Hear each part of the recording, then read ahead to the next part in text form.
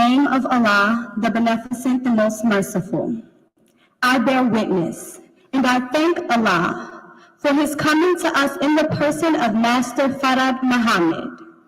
And I thank Him for raising up one from among us to be a bearer of witness to His power, the Most Honorable Elijah Muhammad, who is the exalted Christ.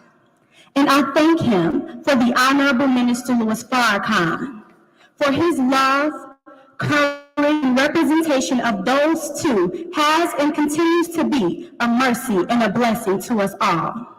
It is in their names that I greet you all in the greeting words of peace and paradise. We say it in the Arabic language, Assalamu alaikum. In the Holy Quran, Surah 57, verse 9, it reads, He it is who sends down clear messages to His servant, that He may bring you forth from darkness into light. And surely Allah is kind, merciful to you. Now everyone that comes before you here at Mosque Maryam is a bearer of witness to how the light of Allah through a man touched us and changed our lives for the better. What we have been taught from the teachings of the Most Honorable Elijah Muhammad is that truth that causes us to act more in accord with our nature.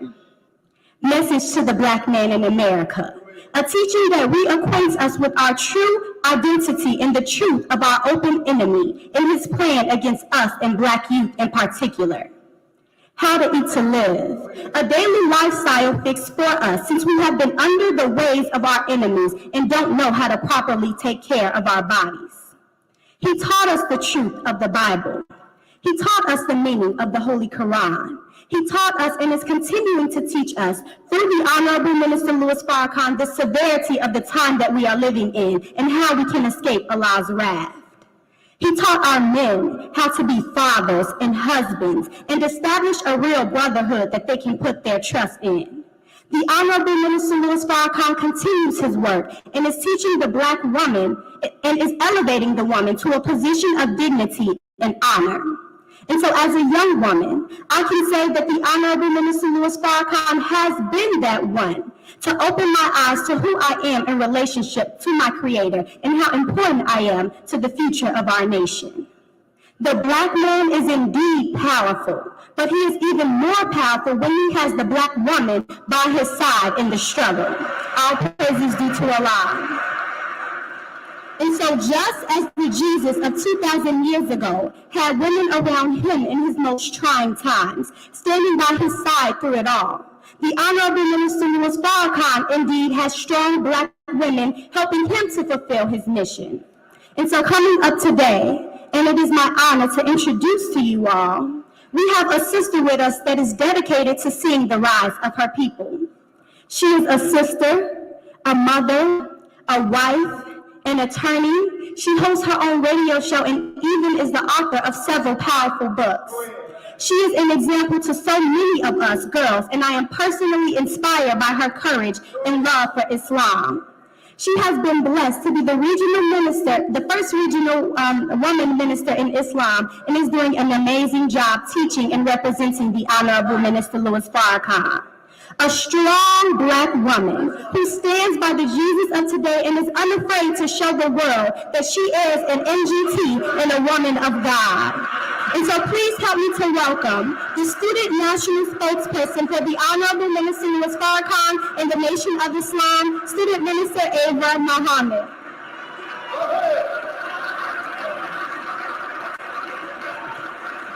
Thank you.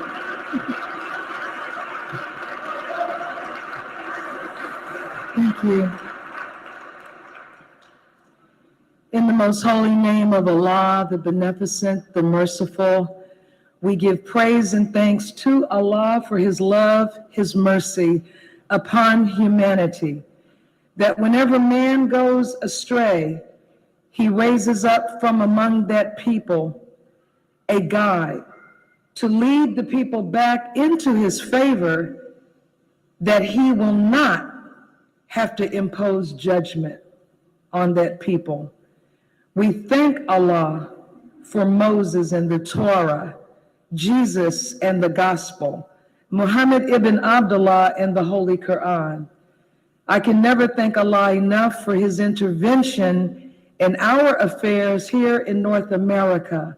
We, Black people, the descendants of those kidnapped and brought into slavery, a great people whose history goes long beyond the last 6,000 years, even unto 66 and 76 trillion years ago. To we, the last descendants of the tribe of Shabazz, we thank Allah for coming in the person of Master Farad Muhammad, the great Mahdi, in whose person God himself came in fulfillment of his promise to Abraham in the book of Genesis. We thank him for raising up his messenger Messiah, the most honorable Elijah Muhammad. And we thank them both for a living example of a man who has entirely subdued the I, who has emptied himself of any personal desire and has now become one with the will of Allah, with the will of his Christ. So you can honestly say, when he speaks, it is Allah speaking to us in real time. He is teaching today in Washington, D.C. He never ceases to carry a word of guidance and warning and direction to all the peoples of the planet. And I am talking about the most beautiful, exquisite human being walking on this earth right now. That is not my opinion. That is an assertion of fact. I am speaking of the Honorable Minister Louis Farrakhan, the leader of all the Muslims, registered and unregistered. I greet you in the words of peace and assalamu alaikum. Beloved, this morning's brief message, and let me thank, first of all, Brother Jeffrey, Sister Kenya. I think I missed Sister Tahira spoke earlier. Brother Imam Sultan, and all of the ministers of the Honorable Minister Louis Farrakhan, these students who speak and bring wisdom and inspiration every week. And to Student Minister Ishmael Muhammad, the National Assistant and Chief of Staff to the Honorable Minister Louis Farrakhan, and all of the members of the Executive Council, and all of the laborers and believers who work so hard to spread the gospel to our people because we have such a short time left. All who are watching by webcast, thank you so much. The Honorable Minister Louis Farrakhan is teaching this morning at Muhammad Mosque number 4 in the capital of America, Washington, D.C. Yesterday, we buried our beloved brother, the former mayor of Washington, D.C., and a strong warrior for freedom, justice, and equality, our brother Marion Barry. And Minister Farrakhan traveled to attend and to be with his family. This morning's message, the integration, the sin of integration. The Honorable Elijah Muhammad said, quote, "Integration is a sin." Now, beloved, a sin is more than a violation of society's laws. It's bigger than a parking ticket. It's bigger than armed robbery. A sin is a conscious, deliberate, evil or immoral act that is a transgression against divine law. He called integration a sin. Now, what I'm going to do this morning is lay a base for this message. We're going to show you a 10-minute clip of an interview the Honorable Elijah Muhammad is being questioned in this interview. Alhamdulillah, all praise is due to Allah. This is 1963, and the Caucasian interviewer is asking him, really attempting to drill him on the issue of separation. So we have to hear from the master first, and then we will go into this brief message this morning. So if we can have that, I'm going to step away. Now I'm going to ask you to do me a favor. And I know those of us registered in the nation, we're coming off of a 3-day fast, so we should be calm. You're going to be tempted during this interview to respond. But I want you to wait, because this is not live, this is a pre-record. So if we start cheering or clapping, or if we boo the enemy, then they're not going to stop talking while we do that, and we will miss something. So it is very important that we listen and hear every word, even from the interviewer, because the interviewer gives us insight into the mind of the white man. He represents the quintessential perception of white people about you and I. So let us play this. I'll be back. You want in the course of this session today, one, you call for the separation of the Negro into a separate state, either in this United States or made possible by the United States. Two, you say that war between the whites and the blacks is inevitable. Yes. I'm very glad to answer these questions, Mr. Kopp, to you and to the world. They are most essential that we should give the world the answer to such questions. I have been preaching and teaching the answers to these questions for many years. I give thanks first, Mr. Kopp, to God, who came in the person of Master Farad Muhammad around 34 years ago now to me. And all that I have and been teaching, it is from him. And it is very easy for us to recognize the visit of this mighty one according to the time. If we have the knowledge of the time that we are living in, we can accept and respect this mighty visitor in this part of the world to fulfill that which was written of him, that he will come. And now he has come, and he has given out his purpose and his aims, as it also is written in the Bible and Quran. And therefore, I have nothing of myself in this answer. It is all from him. From him, you mean the messenger of Allah? No, not the messenger of Allah. I am the messenger of Allah.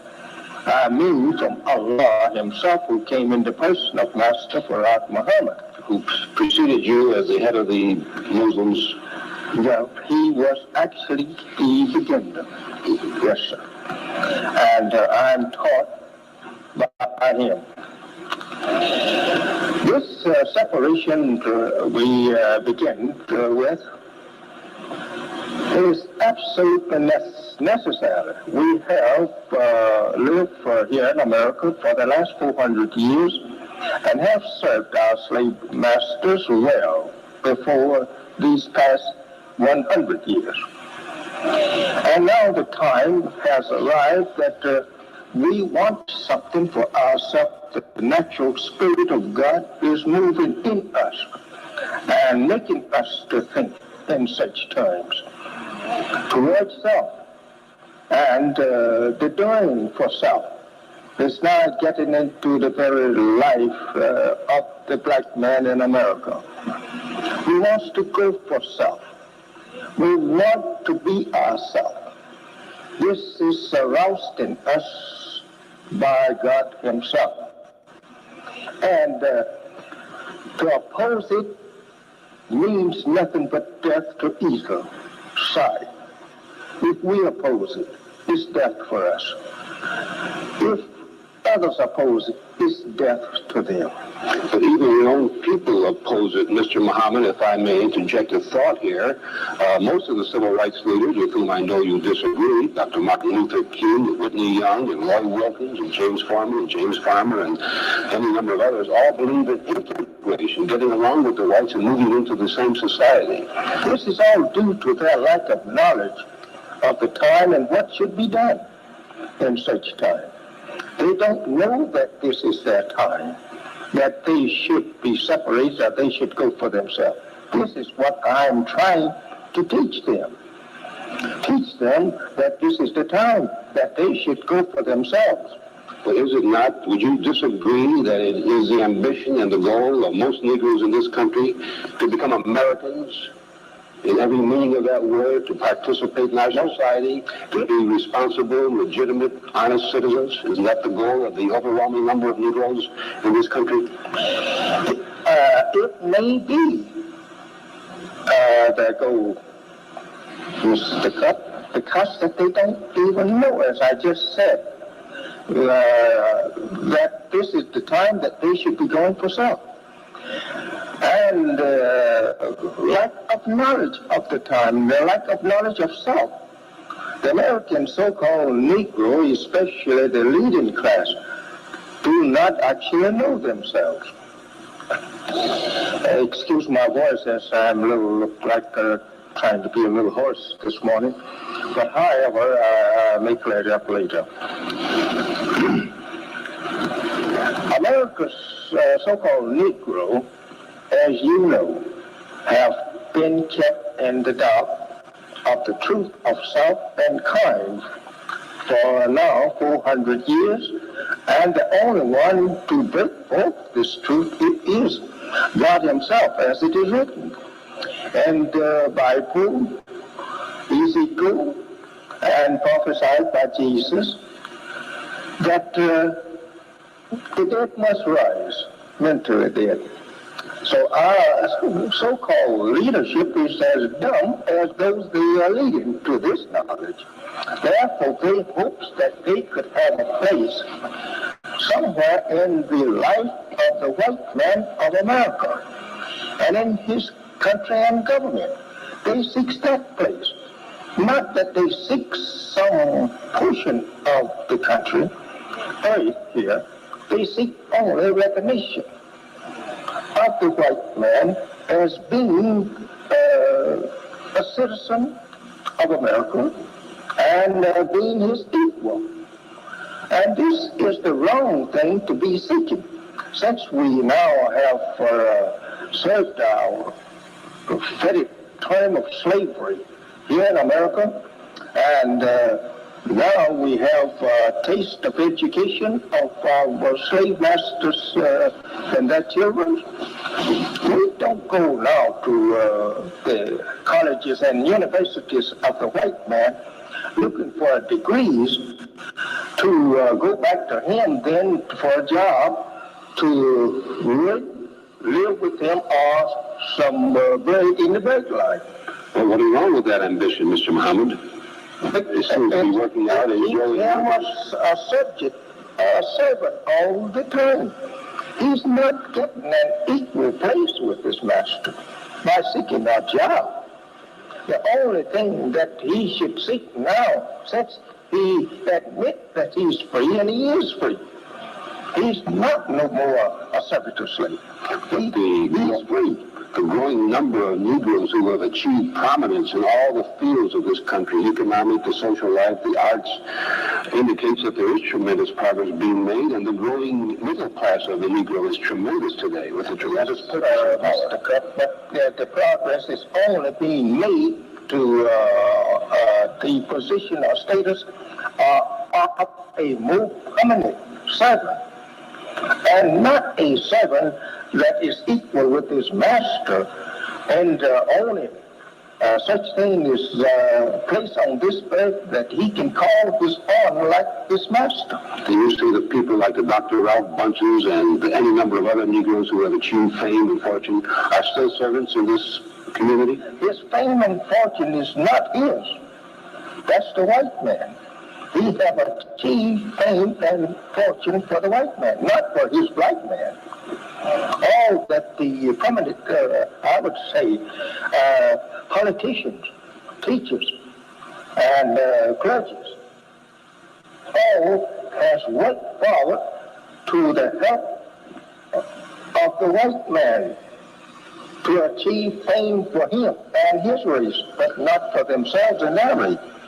Let me take you to another area, Mr. Muhammad. Our government is spending millions of dollars in various programs mostly aimed at uplifting the Negro for better education, better job opportunity, a better share of this society. Now, isn't that a worthy commentary on the white man's role? If the slave master gets rich and richer, he can do better by his servant, his slave. But the slave is now, as I say, stands at the crossroad. He can go for himself. And why not the master teach him how to go for himself and provide him with the necessary means to go for himself and not keep petting him around his door. Let's assume a better suit of clothes. Let's assume, Mr. Muhammad, that your separation policy comes into effect. You will ask the United States to give you a state large enough to take care of all the Negroes in this land. That would be about 1/5 of the territory. Well, it's about 22 or more million of us. And then you would ask the United States for 25 or 30 years, according to your book, The Message to the Black Man, No, to operate this for 25 or 30 years. Not 30. 25. 25. And also to give you a land that's fertile and rich in minerals so that the Negro can thrive from the earth. Yes, sir. A justifiable living. Yes, sir. How would you bring an economic system? How would you get people to start a new state? How would we get them to start? I'm asking you to further start. You want the government to start the state for you, to build all the buildings and give you the education.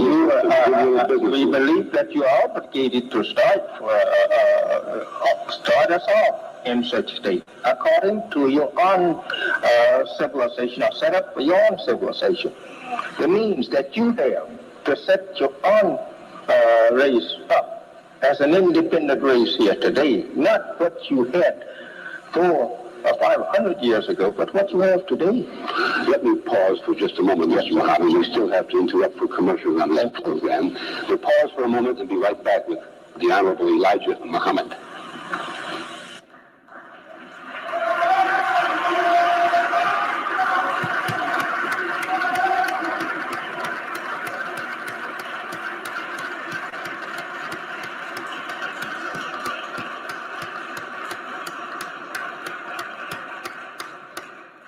The interviewer was Irv Kupcinet, who I was just reminded by the brothers that, because he looked so different than he did in later years, he aged quite a bit.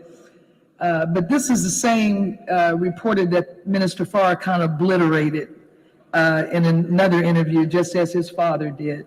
And this is a 3-part interview. You can find it on YouTube. But I wanted you to hear him say that he's unaffected when presented by the claim by white people that, quote, most Negroes want to be part of white America. And as he responded, that is because they lack knowledge of self. And they went on to say, Cup, that, well, what about the Negro leaders? They want to be part of white society. And he said, they are just as dumb, and that's D-U-M-B, as those who they are seeking to lead. He said, as I told you, they lack knowledge of self. But the main thing I wanted you to hear was he said that to oppose Allah's will, that we separate in this time, is death. It is death to the enemy, and it is death to us if we oppose it. And beloved, this is what we are undergoing right now. Now, this morning, I want to share with you direct revelation from Allah in the Holy Quran, Surah 2. Surah is the Arabic word meaning chapter, our original language, surah, which means chapter.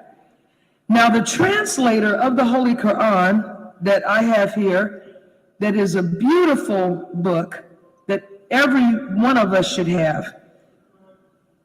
The translator writes that chapter 2, the cow is the name, is actually chapter 1, because the previous and first chapter, Al-Fatiha, the opening, actually contains the essence of the entire Quran, in that it is actually a prayer seeking guidance from Allah on the right path. This chapter 2 provides the answer to the prayer. And it opens like this: in the name of Allah, the Beneficent, the Merciful, I, Allah, am the best knower. This book, there is no doubt in it, is a guide to those who keep their duty, who believe in the unseen and keep up prayer and spend out of what we have given them, and who believe that which has been revealed to thee, and of the hereafter they are sure. These are on a right course from their Lord, and these it is that are successful. Those who disbelieve, it being alike to them, whether you warn them or warn them not, they will not believe. Allah has sealed their hearts and their hearing, and there is a covering on their eyes, and for them is a grievous chastisement. Those opening verses set forth the fundamental principles of Islam.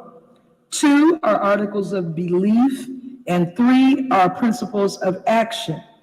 If we accept and practice these principles, we will be successful. This is the longest chapter in the Holy Quran, 286 verses. So this morning I will only lift a few to aid me in delivery of this message. Now, right now, all of us are devastated. We're infuriated. We're angry. We're frustrated. We're full of anxiety and grief over what is happening to us. We are in a crisis, and we feel like we're running around in circles, while our tormentors seem to be cool, calm, and collected. We are going to have to get a grip. The only way to get that grip is to find a firm handle. Right here in this chapter 2, the cow, verses 256, 257, Allah gives us immediate relief. Quote, there is no compulsion in religion. The right way is clearly distinct from error. So whoever disbelieves in the devil and believes in Allah, he indeed lays hold on the firmest handle, which shall never break. And Allah is hearing, knowing. Allah is the friend of those who believe. He brings them out of darkness into light. And those who disbelieve, their friends are the devils, who take them out of light into darkness. They are the companions of the fire, therein will they abide. Where, beloved, is our belief? Where is our faith? I'm asking Christian as well as Muslim. Where are the preachers? During slavery, our parents knew who the enemy was. They did not seek freedom, justice, and equality from the enemy. They prayed to the Lord for deliverance. They wanted to get as far away as possible from their tormentors, these terrorists.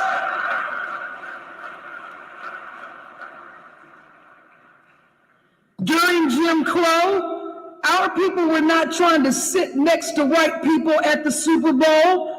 They did not want to find a place next to these venomous creatures who were hanging us, burning us, cutting off our genitals, slicing open the bellies of black women 8 months pregnant, throwing the infant to the ground and crushing the infant with their foot. Our parents never wanted breakfast, lunch, or dinner with these people. They did not want to socialize with these people. They absolutely did not want to marry these people and have babies with these people. All praise is due to Allah.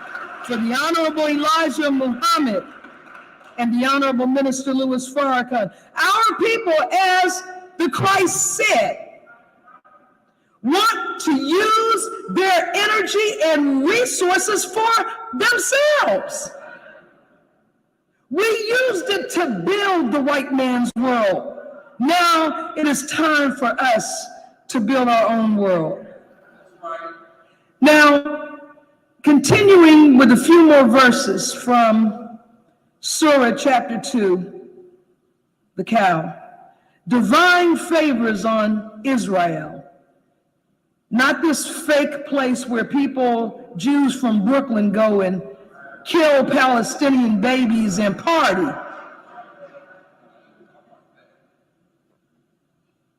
We are the children of Israel. The Honorable Minister Louis Farrakhan told us we are the chosen people of Allah. That's what brought them down on him when he said in Los Angeles, California, in 1985, that black people are the chosen of Allah, and you are. 47, verse 47, O children of Israel, call to mind my favor, it's Allah talking, which I bestowed on you, and I made you excel the nations, and guard yourselves against a day when no soul will avail another in the least. Neither will intercession be accepted on its behalf, nor will compensation be taken from it, nor will they be helped. And when we delivered you from Pharaoh's people, who subjected you to severe torment, killing your sons, sparing your women, and in this there was a great trial from your Lord. And when we parted the sea for you, so we saved you and drowned the people of Pharaoh while you saw. And when we appointed a time of 40 nights with Moses, then you took the calf for a god after him, and you were unjust. Then we pardoned you after that, so that you might give thanks. And when we gave Moses the book and the discrimination that you might walk aright, Moses said to his people, "Oh, my people, you have surely wronged yourselves by taking the calf for a god. So turn to your Creator penitently and kill your passions. That is best for you with your Creator, so he turned to you mercifully. Surely he is the oft returning to mercy, the merciful. And when you said, "Oh, Moses, we will not believe in you until we see Allah manifestly," so the punishment overtook you while you looked on. Then we raised you up after your stupor, that you might give thanks. We made the clouds to give shade over you, and we sent to you manna and quails. Eat of the good things that we have given you, and they did not do us any harm, but they wronged their own souls. And when we said, "Enter this city and eat from it plenteous food whence you wish, and enter the gate submissively, and make petition for forgiveness, we will forgive you your wrongs and increase the reward of those who do good to others." But those who were unjust changed the word which had been spoken to them for another saying. So we sent upon the wrongdoers pestilence from heaven, because they transgressed. In sum, and please read this again, and he speaks of our hearts hardening like rocks. What this is referring to is our fall into savagery. Allah delivered us from chattel slavery. He brought us out from under it. But as the Honorable Elijah Muhammad spoke on that tape, we were left deaf, dumb, and blind. And so God had to come himself. He didn't send anybody. He came himself from the holy city of Mecca and raised one from among us with the heart and the strength and the will to lead us to freedom. Now, here we are in 2014. I'm not going to do some legal analysis this morning because it makes no difference. And I did it with Trayvon already and with Michael Brown in August.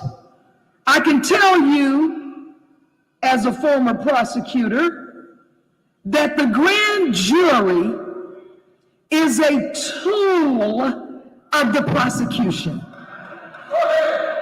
There's nothing else to talk about. The grand jury does whatever the prosecutor tells it to do. If it is left as it was in Ferguson without direction, then the members of the jury are going to go with their own personal view and attitude. Now, the grand jury, we know, is not a trial. You are not in there deciding whether or not there was guilt beyond a reasonable doubt. All that a grand jury does is issue an indictment. An indictment is just another term for charge. It's an accusation. Probable cause only means that it is more likely that a crime occurred than it didn't. That's all. And if someone is indicted, then they go to trial. Now, we all watched Eric Garner murdered in HD. We can scratch the body cameras. The police rolled up on the baby, 12 years old, Tamir, I think his name, Tamir Rice, a baby. Before the car rolled to a stop, they were killing him like a gangland slaying. Body cameras are not needed. We've been looking at this on film since Rodney King. What is it to me to look at it? So you're going to knock on my door and tell me my child is dead, get some popcorn, because we're going to show you the movie? So we can scratch the body cameras. The prosecutor in the Michael Brown case in Ferguson committed the most egregious, blatant, bogus, in-your-face error. One of the assistant DAs came into the grand jury and gave them instructions that under Missouri law, a police officer is permitted to shoot at a fleeing suspect. Because it is clear that at some point, young Michael Brown was running for his life. Now, these jurors were instructed, listen to me good, that that's okay. You can fire a weapon at someone running from you who is seeking to save their life. In 1974, some detectives in a city, and it slips my mind the city, got a call that there was a burglary in progress. 1974. Because I want you to know this ain't the first time at the rodeo. This has been going on in various forms from day one, from the west coast of Africa. All right? In 1974, burglary call comes in. The detectives respond to the call. They see a male figure running. There's a chain link fence, and the figure, clearly young, clearly black, tries to scale the fence to escape. One of the detectives shot him in the head from behind and killed him. That case made its way all the way to the U.S. Supreme Court. The suspect was 15 years old. 15 years old. Made its way to Supreme Court, and the U.S. Supreme Court held that it is unlawful to fire a weapon at a fleeing suspect unless there is an immediate danger and threat to life of citizens or the officer, neither of which existed in the Michael Brown case. This prosecutor read Missouri law, which says it's okay. That law was overturned by the U.S. Supreme Court in 1984. So for the federal government to waffle like it is means that we need to scratch any hope that there's going to be any help from the federal government, even though you have a black president and a black attorney general. Help is not on the way.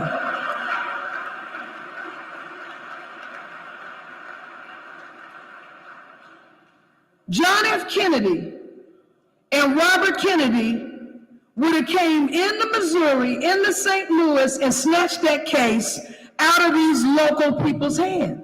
They did it in 1960. And in 2014, beloved, we have gone back to Jim Crow and worse. Because now we're being killed at least one every 28 hours. So instead of a pointed hood, it's a police uniform, badge, gun, taser, etc. Right? Darren Wilson, when asked, why didn't you carry your taser? He said, it's uncomfortable. I don't use it. Would you do anything different? Not a thing. It looked like a demon. You fired all these shots and bullets went through apartment windows. He spins around injured. Don't shoot. I'm unarmed. You can see he's unarmed. He's got on shorts, t-shirt, sandals. This is an 18-year-old high school graduate on his way to college. So there's not too much else to say about any of this. It is only to do. And that is to start packing your belongings. And let me tell you, we're not going far. Because we built this mammy-jammy. So we're not leaving the shores right now. Trust and believe.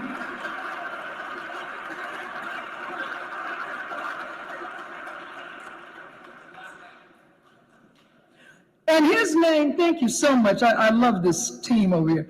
That was October 3rd, 1974, and that young man's name was Edward Garner, Memphis, Tennessee. I want to congratulate and salute the 5 brothers on the St. Louis Rams NFL team. Praise be to Allah. Thank you, brothers. Derrick Rose, last night, I can't breathe. That's what I'm talking about. Serena Williams, Kobe Bryant, LeBron James, and all of those brothers and sisters who stood up like warriors prepared to fight for freedom, justice, and equality. Oh, it's on now. It's on now. We're in the book of Numbers. The first 5 books of the Bible, Genesis, Exodus, Leviticus, Numbers, and Deuteronomy, collectively known as the Torah or the Pentateuch. The 4th book, called Numbers in English, is really more accurately described in Hebrew, meaning the wilderness. It is filled with numbers, but it is a key chapter in the history of a people held captive in a strange land for 400 years, because Numbers narrates the period of transition from the Exodus generation to the Promised Land generation. The book of Numbers extends from the law given at Mount Sinai to the arrival of Jehovah's people in the plains of Jordan. After being saved from captivity by Jehovah through the leadership of his chosen servant Moses, the people, rather than feel gratitude, began murmuring. They disbelieved in God, and their disbelief led to disobedience. So God punished the people he loved, the people he favored, the people he had saved, the people to whom he sent his beloved service from among them. He punished them, and the sentence was 40 years, wandering in the wilderness. This sentence was not only punitive, but it also served the purpose of distinguishing the hypocrite from the believer, the righteous from the wicked. The book begins with a census. Why? It is time to organize, and taking a count serves as a step toward creating a structure for a new government. The people were numbered. Why? In preparation for a great army to be trained for war and the conquest of Canaan. The land that Jehovah determined for his people was already occupied. A very strong people lived there. The cities were large and fortified. But even more important than preparation to fight and conquer them was this was the time for the true believer to be prepared to withstand assault from the enemy in our own soul. Now, with all that was required to sustain the newly freed people of God, they nevertheless were able to eke out sustenance because Allah, God, provided for them every day. So the bleak and dark conditions and the despair were outweighed by the divine protection and mercy of Allah. So white people are always bewildered. Why are Negroes so happy all the time? Well, we're happy for the same reason you're miserable with all that you have, because we have God's favor. No matter what, we have God's favor. And it is the book of Numbers where we find the beautiful words we always hear in church. May the Lord bless and keep you. May the Lord cause his face to shine upon you and be gracious unto you. May the Lord lift up his countenance upon you and grant you peace. Now again, census. We are determining at this moment, under the leadership of the commander-in-chief of God's army, the Honorable Minister Louis Farrakhan, to determine how many men are eligible for service in the army of God. Because now we're matching history and prophecy to the current reality. There's only one man that the gangbangers respond to. There's only one man that the college students respond to. There's only one man that young people respond to. Because this is the generation marked to go in to the promised land. And that man is Farrakhan. First of all, you would not call Moses a hater. You would not call Jehovah a hater. And yet Moses called at God's command for his people to get out from under Pharaoh. Go into a state or territory of their own where they could serve and worship the one and only true God. No one can even purport to be our leader if they are still trying to make a way to live with white people. 15, some of you won't even give 460 minutes to somebody to do right in a relationship. We've been here since 1555. Next month is 2015, seriously. So when you hear these following words from people, they're not leaders. They are, as the Honorable Elijah Muhammad said in that interview, more prominent servants. When you hear words like, we need the police to be retrained,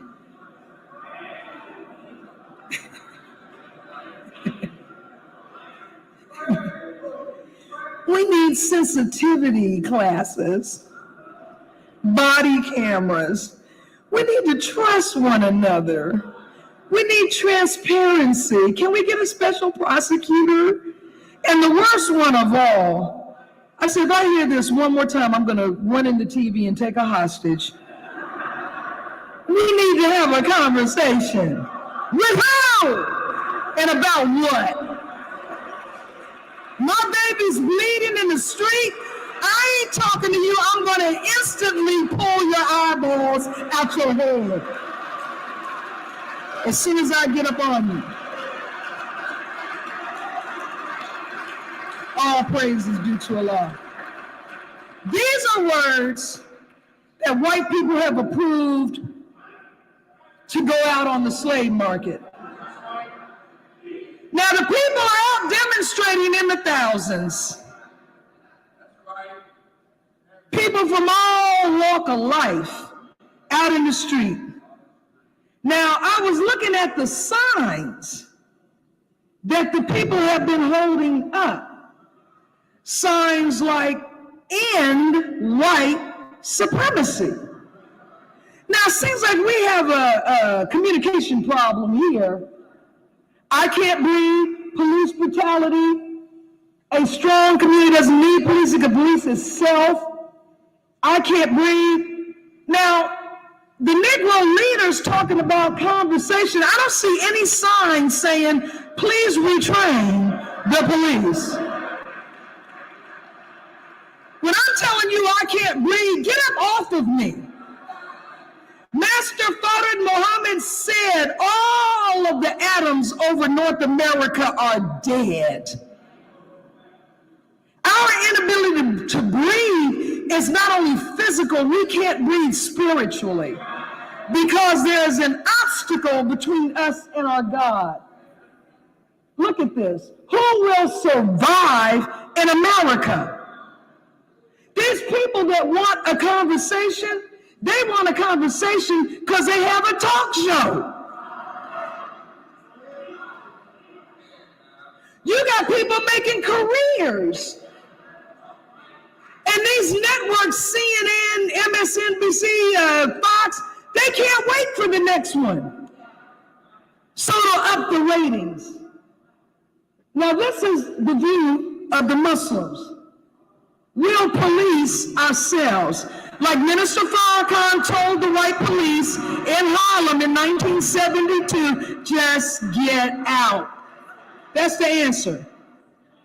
Now, 2015 marks the 40th year, 40 years in the wilderness, since the departure of the Honorable Elijah Muhammad from among Black people in America. 2015 is an 8. It resolves to the number 8, infinity, creation and destruction at the same time. 2015 is the 20th anniversary of the Million Man March. 2015 is the birth of a new world, the death of an old one that's dying right now. 2015 is the birth of a people who love Allah and who are willing to live in complete submission to Allah's will and nature, which is peace. It is the end of a generation of so-called Negroes who chose Satan and his world over Allah. The same surah, how, he asks us in the Quran, how can you deny Allah when you are without life and he gave you life? The Honorable Elijah Muhammad pointed us to only one, the one he gave the name Farrakhan, the one destined to do what was impossible and would have remained impossible were it not for the two backing him, Master Fard Muhammad and the most honorable Elijah Muhammad. And what is that task? It is to bring Satan out into the light, into full HD view. So even the blind can see him, and they can see him now. He has forced Satan to make himself known. Why? So Allah and his Christ can kill him. Look, all praise is due to Allah. You can feel a lump, you can see a rash, you can feel a pain here and there, but you don't know what it is. Then the doctor puts that thing under a scan and tells you exactly what that is. You can't fight what you can't see, what you can't recognize, but now we can see. It is the nature of the enemy to hide. That's why he earned the name Arch Deceiver. But Allah declares in the Holy Quran, I, Allah, am the seer. I am the best knower. I am the best planner. I am the doer of what I intend. Surely my scheme is effective. So the killing of our sons, our fathers, our brothers, our sisters, our daughters, our mothers is devastating. But it is the duty of God to make Satan manifest, to make him known. Why? Because the law would never give us, beloved, a directive we were incapable of following. The Holy Quran tells us, follow not in the footsteps